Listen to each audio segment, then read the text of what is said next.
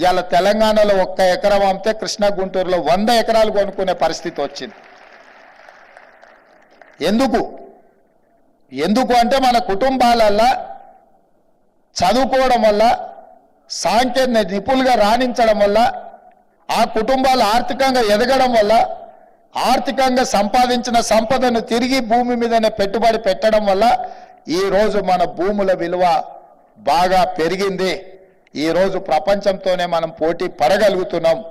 అందుకే వ్యవసాయం మీద ఆధారపడ్డ రైతులకు అందరికీ నా విజ్ఞప్తి ఒకటే, కుటుంబంలో కొద్దిమంది మాత్రమే వ్యవసాయం మీద ఆధారపడాలి.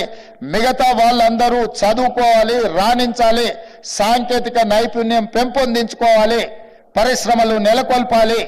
అందులో ప్రధానంగా డిక్కీ నుంచి రవికుమార్ గారు మాట్లాడినారు, నర్ర రవికుమార్ గారు, ఇంకో సోదరిమణి మాట్లాడింది, మా దళితులకు ప్రోత్సాహకాలు ఇవ్వండి,